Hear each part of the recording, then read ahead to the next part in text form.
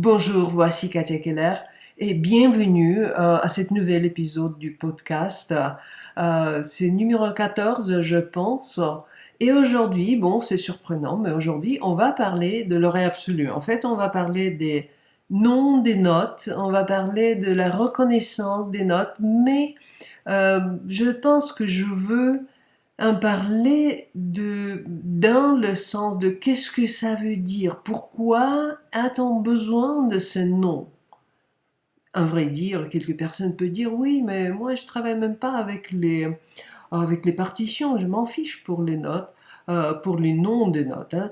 Mais voilà, c'est une bonne question, mais quelle est donc l'idée? Pourquoi est-il important d'introduire les noms des notes dans votre musique?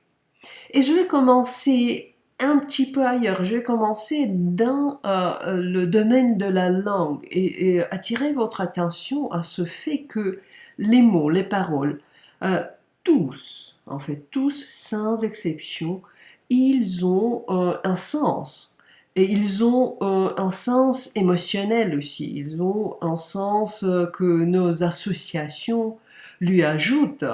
Et pour une personne, le mot peut signifier une chose, pour l'autre personne, c'est, bon, au niveau de la raison, c'est bien sûr c'est le même mot, mais c'est vraiment rempli d'autres émotions. Il y a donc un autre remplissage, c'est, bon, le sens du mot est un petit peu différent. Et toutes ces choses, ça se passe très très vite dans la langue, très très vite, hein. Ils ont en fait cette influence énorme sur notre état émotionnel, sur notre état d'âme, si vous voulez. Je donne quelques exemples. Le mot amour, amore en italien, ça égale senza morte. Ça veut dire sans mort. C'est l'origine du terme latin, c'est une des idées de l'étymologie de ce mot. De toute façon, cette idée que l'amour est opposé à la mort, l'amour senza morte, sans mort. Et peu importe si vous en pensez ou pas, peu importe si vous êtes d'accord ou pas, c'est en fait une chose qui est déjà dans la palette de possibilités pour l'interprétation. Et c'est pas du tout le cas en autre langue. Si c'est en anglais où il dira love, et c'est en toute autre connotation, toute autre étymologie, toute autre émotion en fait liée à ces phonétiques. En danois, kärlighet, c'est aussi la même chose, c'est quelque chose de bien charmant, de bien, bon, chéri, mais ça n'a rien à voir avec cette senza morte.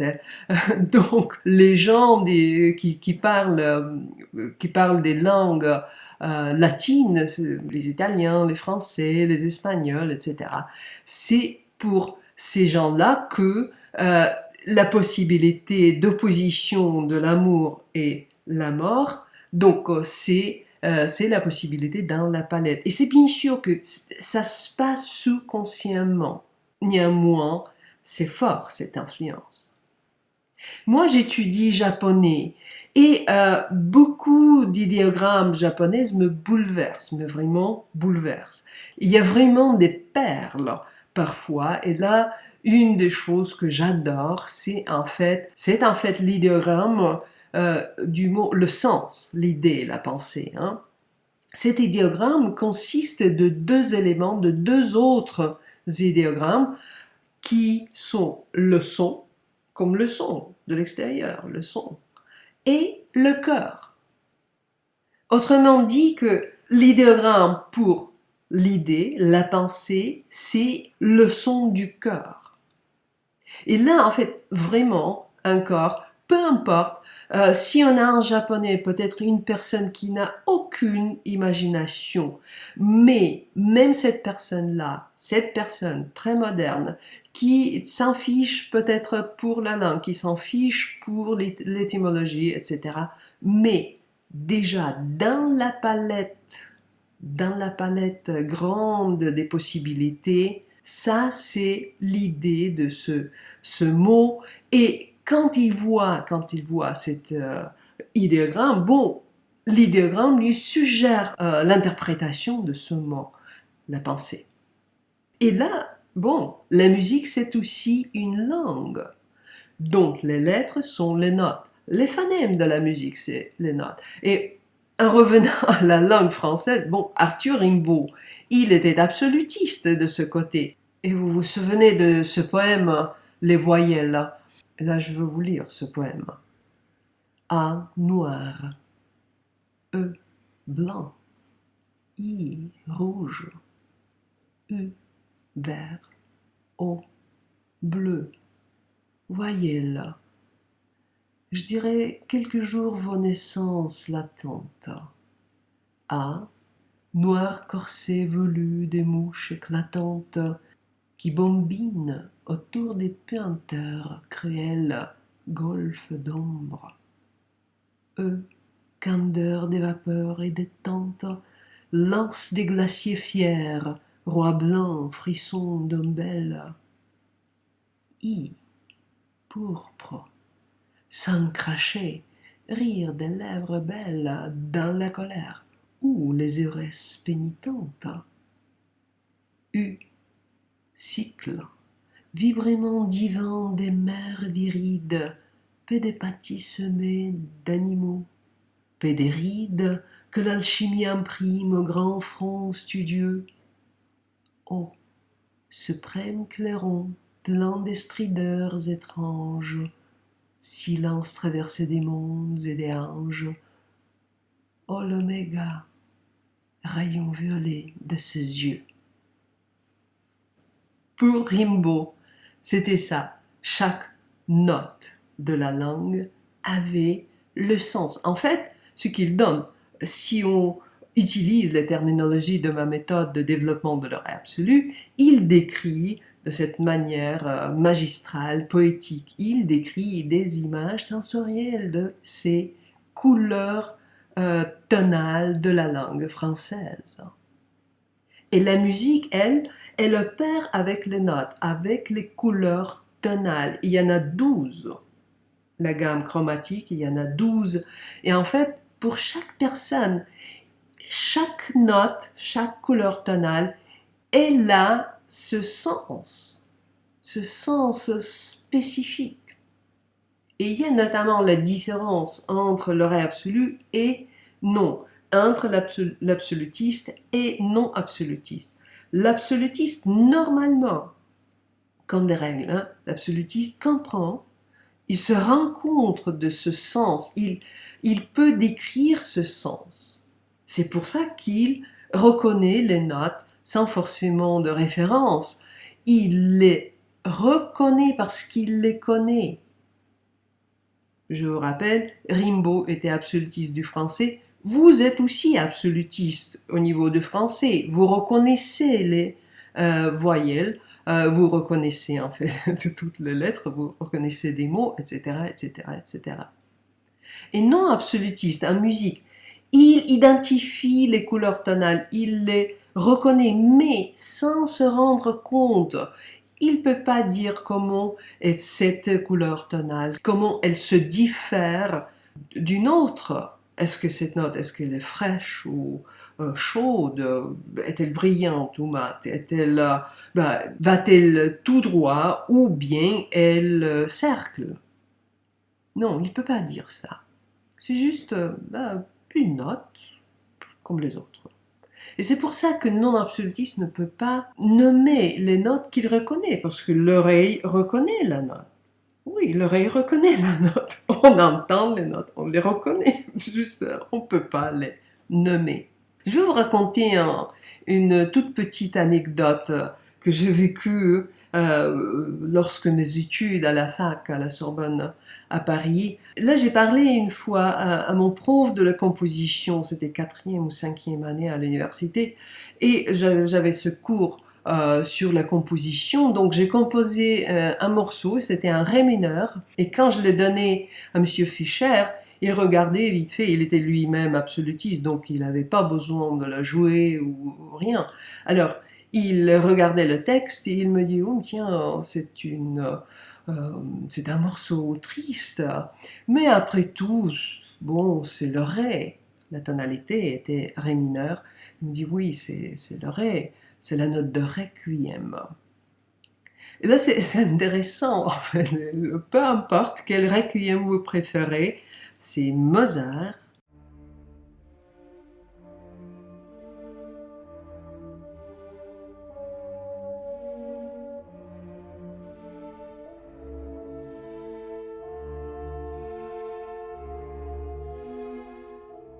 Ou Verdi.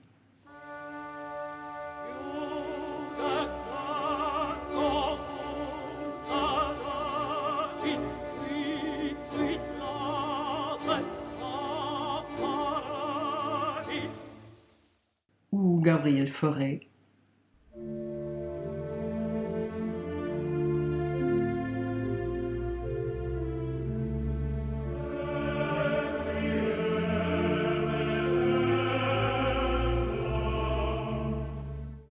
Voilà, j'ai donné les exemples. Les trois requiem les plus connus, requiem commence par le ré. Tous les trois sont écrits en ré mineur. Et donc je me suis dit, oui, c'est intéressant. Donc le ré, dans ce que disait M. Fischer, donc le ré, c'est la note de mélancolie. On peut se poser la question, oui, mais s'il a raison, donc qu'est-ce que cela veut dire? Cela veut dire que dans notre culture, la note ré suggère quelque part, sous-consciemment, suggère cette mélancolie. Et d'ailleurs, dans ma méthode, parmi les exercices, il se trouve de chercher les morceaux de musique qui commencent par une note donnée, le la, le ré ou autre. C'est parce que c'est le fait immuable. Si la note commence le morceau, elle sera là souvent, plus souvent que les autres.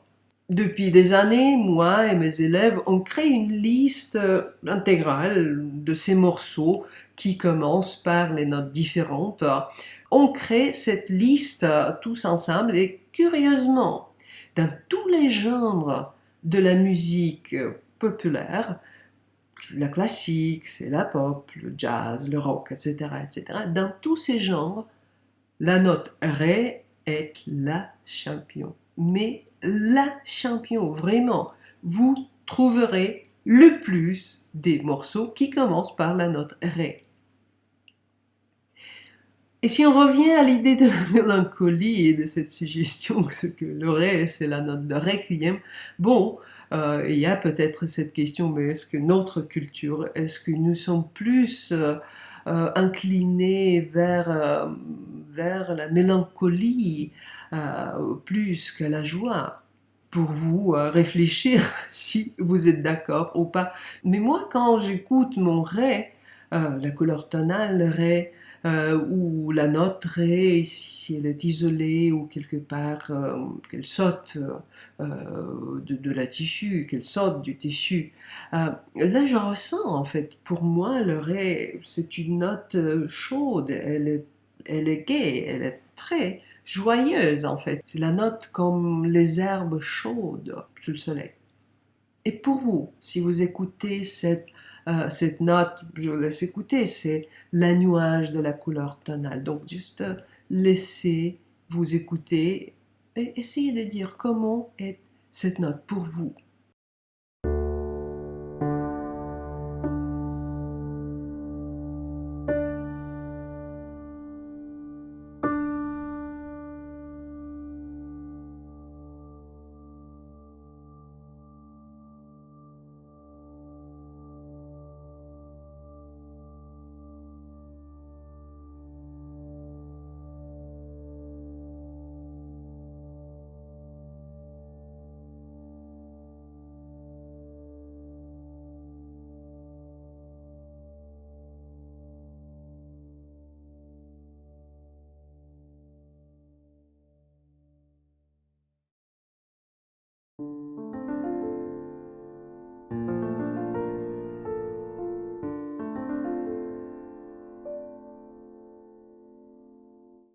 C'est ça le fait. Le ré absolu reconnaît les notes, c'est vrai, mais c'est parce que chaque note, chaque couleur tonale pour le ré absolu est différente. Et l'absolutiste, il connaît ses sensations, il connaît ses ressentis. C'est pour ça qu'il est facile pour lui de reconnaître. Il reconnaît les ressentis que la note suggère à lui. C'est pour tout le monde, est différent, hein, c'est individuel. Les ressentis se diffèrent d'une personne à l'autre. Alors, l'absolutiste reconnaît ses ressentis instantanément et il sait nommer. Parce que le nom de la note englobe tous ces ressentis. Et là, bien sûr, on peut se dire, oui, mais pourquoi pas donc donner quelques couleurs à des notes ou choisir une image arbitraire pour chaque note et puis voilà tout. Ça sera facile, on sera tous absolutistes. Non. Le problème, c'est que on ne peut pas choisir ces caractéristiques de manière arbitraire. La raison peut dire oui. Alors, laisse cette note être jaune. Mais la subconscience n'est pas d'accord. Et la raison, il n'est pas d'accord non plus. Hein. Il va se révolter comme la raison fait. Il va dire oui, mais pourquoi jaune? Non, en fait, je préfère. Bon, je m'en fiche ce qui était hier. Aujourd'hui, je préfère que c'est vert ou bien que c'est un cheval dans le champ. Donc, c'est important d'écouter profondément dans la note et en soi-même. Et dans ma méthode, je vous montre comment accéder à ces ressentis subtils, à ces ressentis profonds. Chaque personne en a. On peut y accéder et on peut s'entraîner de les reconnaître instantanément. Et bien sûr, quand tu reconnais ça instantanément, tu sais quelle est cette note que tu entends. Vous reconnaissez les gens bien-aimés ou les gens de votre famille, hein, par les nuances de timbre de sa voix, ou bien par l'odeur, tout simplement. Hein. Quand il s'agit de l'oreille absolue, on peut toujours dire si ce qui joue ou chante, si c'est un absolutiste ou pas.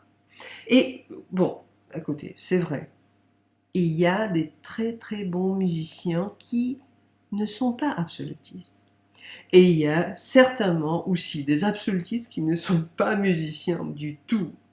Mais quand il s'agit d'un musicien qui est absolutiste et un autre qui n'est pas, bon, il y a une différence dans la sonorité, dans le jeu, dans cette dimension ajoutée de nuances, parce que l'absolutiste pour qui chaque note, chaque couleur a ce ressenti, bon, en fait, il remplit chaque note jouée, hein, chaque note jouée, il la remplit tout automatiquement, par habitude tout simplement.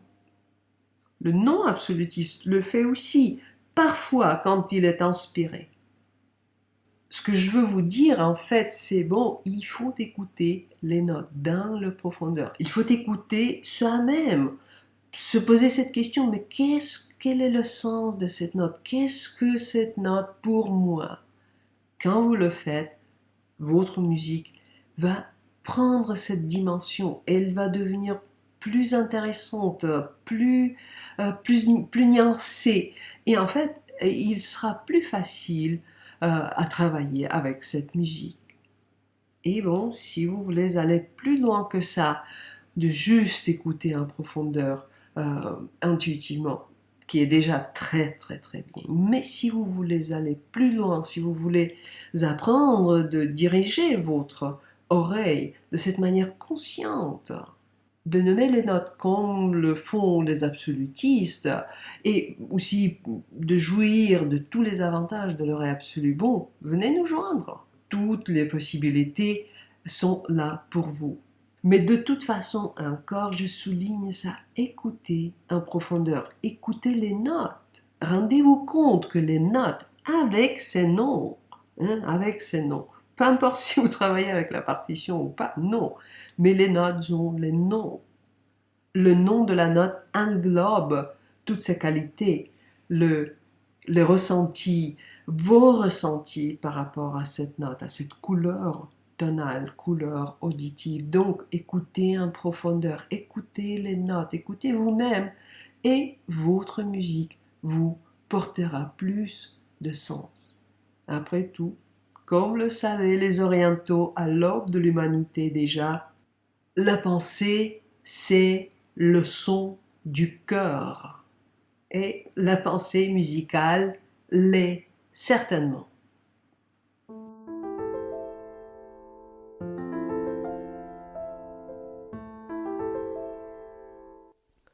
Ce podcast est mon partage avec vous. Si vous l'aimez, abonnez-vous pour être sûr de recevoir les prochains épisodes. Parlez-en à vos amis. Si vous voulez plus de podcasts, de vidéos, des infos, rendez-vous sur mon site directement www.katiakeller.com. Abonnez-vous à notre newsletter et jusqu'à la prochaine, restez bien en forme, ouverts, curieux. Je vous souhaite une belle et douce journée et à très bientôt.